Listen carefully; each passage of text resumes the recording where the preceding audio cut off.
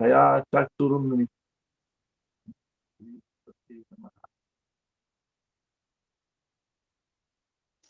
Vou colocar aqui também para gravar também. Fazer gravação aqui também. Bom, então, pessoal, nós estávamos.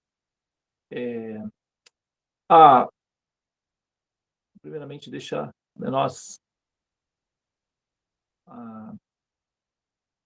recebemos os nossos amigos que estão ancorando a Sala dos Mantras hoje, né? Nós temos aqui na Sala dos Mantras a Bhaktin Tulasi Puja, o Anderson Denardi, a Bianca Moro, a Carolina Carneiro, a Kátia, a Cida Dortas, a Devi Yoga, a Yolanda Tabenha, a Júlia Martins, a Carolina Marcos, a Mariana Camargo, a Renata Magna, a Tânia, a Vanessa Dortas, a Vânia Santos, a Vera Lúcia Dantas e aqui a Cida Dortas, né, que é a nossa visitante de ouro. Né? Muito bem. Então, Cida, mais uma vez, seja bem-vinda, tá? À nossa Sala dos Mantras. E agora nós vamos fazer uma pequena dissertação acerca dos conhecimentos védicos. Então, eu vou pedir para a Renata repetir novamente o mantra. Eu fiquei aqui um pouco conectado com o mantra anterior e acabei não acompanhando tão como eu deveria o mantra. E até para frisar um pouquinho, tá bom, Renata? Você pode, por favor, repetir novamente os mantras? Sim, claro. Bhagavad Gita, os três modos da natureza material. Verso 16. O resultado da ação piedosa é puro e se diz que está no modo da bondade. Mas a ação feita no modo da paixão resulta em miséria, e a ação executada no modo da ignorância resulta em tolice. Verso 17. O modo da bondade desenvolve seu verdadeiro conhecimento. Do modo da paixão, desenvolve-se a cobiça. E do modo da ignorância, desenvolvem-se a tolice, a loucura e a ilusão.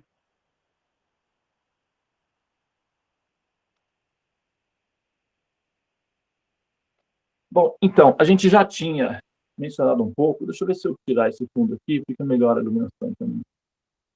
Vai ficar assim. Melhor um pouco. A gente já tinha falado sobre isso daí, sobre a questão dos efeitos que dá, os efeitos que dá ao cultivo desses modos. Esses modos vão interagindo, né? E o cultivo que eles dão, o efeito do modo da paixão, o efeito do modo da ignorância, o efeito do modo da bondade. Nós estamos a seva, né? A atividade da seva, ela é toda voltada para o cultivo do modo da bondade, tá? Os modos da paixão e da ignorância, eles predominam, eles controlam os seres humanos, na verdade. O ascendente natural da Terra é o planeta, é o signo de Mesha, que significa, ele é regido pelo, né, o planeta Graha Mangal, que é conhecido como Marte. E Marte, ele é o arquétipo para os guerreiros, fogo, o elemento fogo.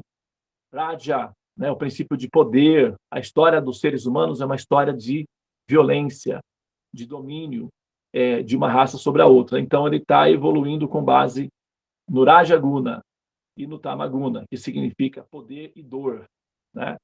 Então, o amor, ele consegue sobreviver aí nas brechas que existem, né, entre esse domínio de Raja e Tama.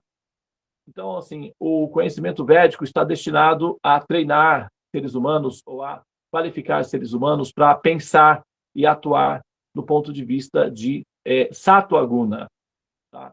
Então, o estado de Sattva-guna requer hábitos que promovem a saúde mental e a saúde física, que aí envolve a alimentação e o sadhana, principalmente a harmonização do corpo com o princípio biológico, o relógio biológico da natureza, que é o despertar matinal com o sol.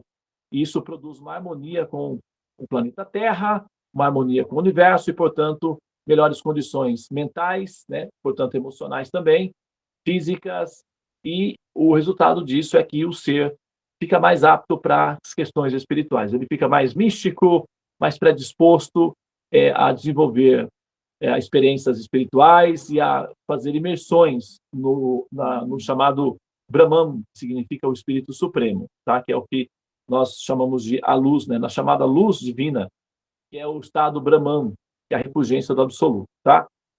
Agora, que eu queria voltar, né? Então fiz assim uma rápida contextualização dos versos de hoje para lembrar o que nós, né, fazemos quando estudamos as questões dos diferentes gunas.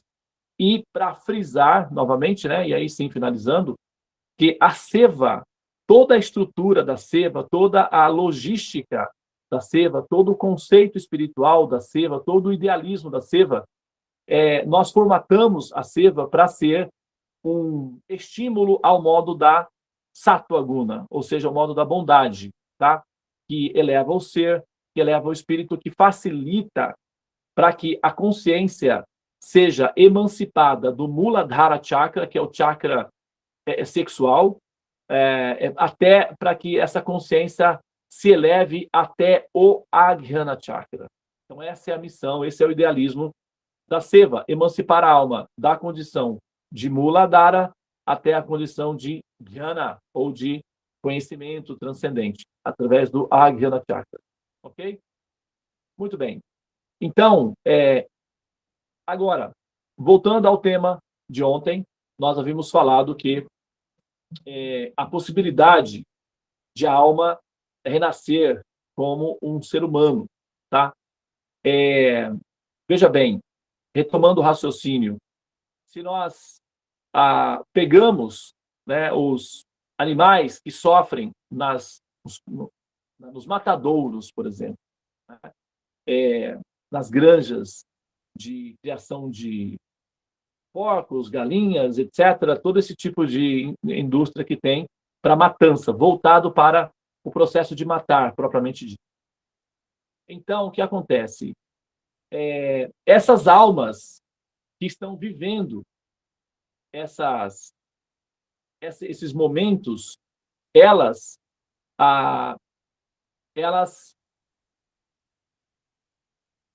nós não podemos partir do princípio sentimental de que são seres inocentes. Não é apropriado que os sábios fiquem insensíveis ao sofrimento das outras entidades vivas, ainda que sejam permissivos ou passíveis de punição e correção, tá? O karma, ele é assim. O karma, ele é coletivo e individual. Então, os sábios não ignoram a ignorância da humanidade, porque eles também compartilham o karma dos seres humanos. Então, a missão dos sábios é sempre emancipar a consciência dos seres humanos para que eles diminuam os atos de violência. E assim, o karma coletivo também fica melhor para o grupo. Então, os sábios, eles nunca pensam de forma egocêntrica. Existe uma classe de sábios que se retiram. Eles estão um pouco ressentidos com a humanidade, são meio misóginos em relação à humanidade. Eles simplesmente querem desligarem-se da humanidade. Aí eles se retiram, se escondem, não aparecem e querem saber de seres humanos. Eles têm uma certa aversão à humanidade. Eles querem se livrar da humanidade, então eles se retiram da humanidade. É uma forma que eles têm de não se contaminar com os chamados humanos.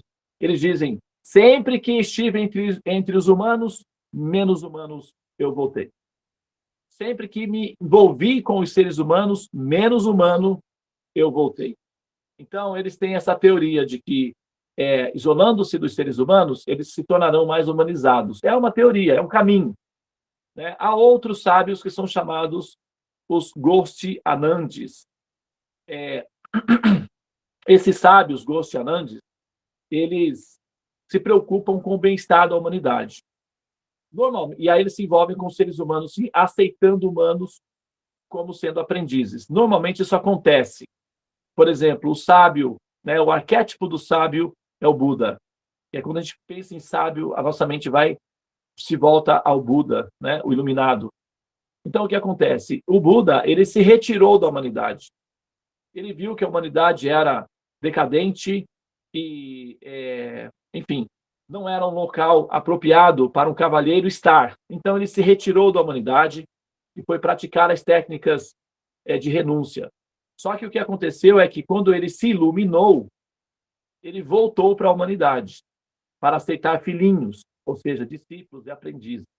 E assim ele viveu até os 80 anos, dedicado aos seus filhinhos, né? Primeiramente, ele rejeitou, renunciou família, filhos e tudo mais. E depois ele recuperou tudo de volta, família e filhos. Ele formou uma grande família e teve uma quantidade imensa de filhos. Talvez uma das pessoas que mais tenha tido filhos tenha sido ele, mesmo na tentativa dele de livrar-se, né, dos seres humanos, acabou aceitando muito ao redor.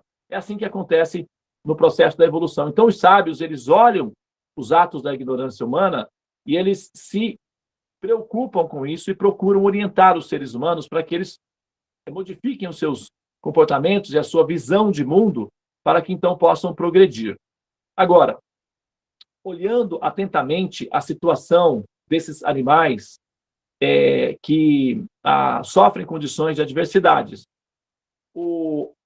e por que, por exemplo, seria um sistema racional, ou qual seria a racionalidade de um ser humano sofrer, por exemplo, as consequências e renascimento como animal. Vou dar só um exemplo aqui hipotético, não é uma afirmação absoluta, tá? Isso é só uma exemplificação hipotética, portanto, absolutamente possível de ser questionada, sim, mas é uma hipótese plausível que eu vou apresentar. Por exemplo, imagina que nós somos, vamos dizer, senhores do karma, julgadores das ações humanas. E aí tem um político lá que rouba dinheiro da merenda escolar, né? E aí algumas crianças morrem de desnutrição. Nós estamos sabendo de tudo. Vamos fazer a avaliação do processo kármico dele e liberar um pacote de consequências para ele. Bom, nascer como uma galinha numa granja para botar ovos e devolver cada centavo roubado seria algo apropriado, porque os seres humanos querem comer, precisam comer e se alimentam das galinhas. Alguém tem que ser galinha. A gente não vai colocar inocentes para ser galinha para ser comido pelos seres humanos. Os seres humanos querem comer, tudo bem, eles estão numa fase assim. Então nós temos que oferecer alimentos e eles comem as galinhas. Por que nós vamos colocar almas inocentes para serem galinhas, para viver num cativeiro, numa granja e sofrer tudo que elas sofrem? Por que nós não podemos simplesmente usar infratores? E, afinal de contas, os infratores têm que cumprir pena. Então, é muito mais inteligente usar infratores que inocentes. Um sistema justo vai levar isso em consideração. Quem vai sofrer as consequências? Os infratores. Os justos, os inocentes, não precisam sofrer consequências, isso é injusto. Então, se nós olhamos uma galinha numa granja e nós entendemos que aquilo é sofrimento e ela está sendo injustiçada, se essa alma for uma alma inocente, então Deus é o culpado. Mas se houver justiça, então o ser que está vivendo o personagem dessa galinha tem uma responsabilidade sobre isso. Então só pode ser um infrator. É bem possível que seja esse ser humano. E por que não um desses políticos aí que rouba dinheiro da merenda escolar? Né? Nascer várias vezes como galinha e para cada ovo botado, um valor devolvido. Essa é uma hipótese, tá? Porém, faria muito mais sentido colocar infratores para sofrer as consequências do que pegar almas inocentes do reino animal e colocá-las numa circunstância infernal como essa, já que elas são inocentes e não merecem esse sofrimento. É uma questão simples de observação. Isso não tem a ver com regra, dogma da religião. É uma questão de observar. Se nós fôssemos os senhores do karma e se nós tivéssemos sentido de justiça, seria muito mais prático e inteligente para nós colocarmos infratores para sofrer essas consequências a que almas inocentes. Isso faria muito mais sentido. Então, é muito mais de bom senso entender que esses seres são esses infratores sofrendo pena a que almas inocentes passando por uma situação caótica que eles não entendem o que está acontecendo e sofrendo uma consequência de um pacote que não é deles, de uma violência que eles não merecem. Correto?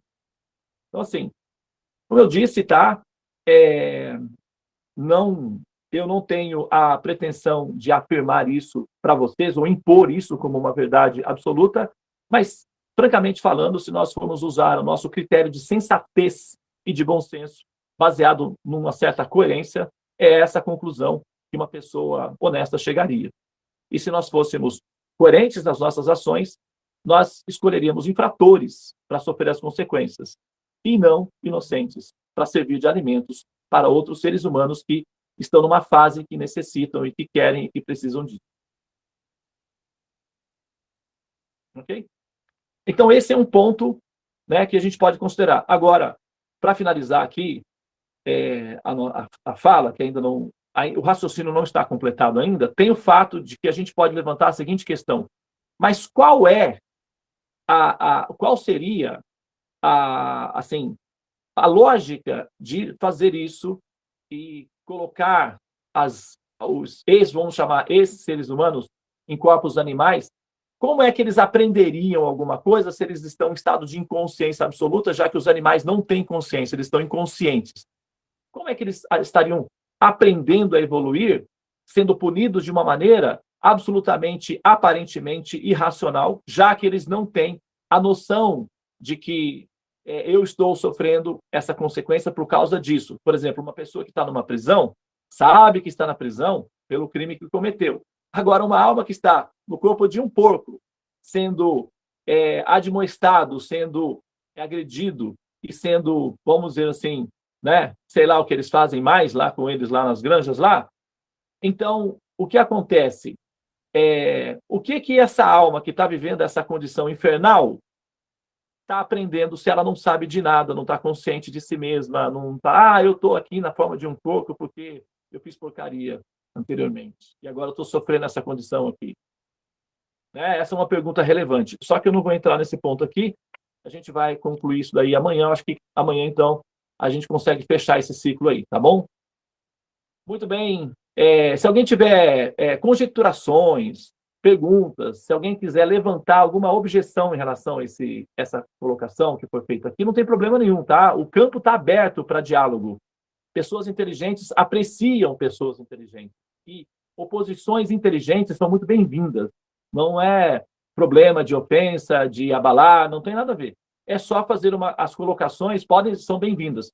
Só precisa ser feito de uma maneira que tenha uma intenção respeitosa, que tenha um pouco de a ética do respeito do diálogo em si, mas objeções são muito bem-vindas, tá? Não há problema nenhum. As objeções podem ser feitas caso aconteça. Pode ser enviado para a Tulasi, pode ser enviado diretamente para mim, enfim, pode ser enviado para a Devi. Nós temos um programa chamado Sadhu Sangha, que nós eventualmente reunimos todas as objeções e perguntas e questões e respondemos todas elas. Então, é bem-vindo a sua pergunta, a sua questão, a sua observação. Tá bem, pessoal? Namastê. Hare Krishna, Krishna Krishna, Hare Hare. Hare Rama, Rama Rama, Hare Hare. Ó energia suprema, amor divina, desperta-me, eleva-me, envolve-me, protege-me. Hare Krishna.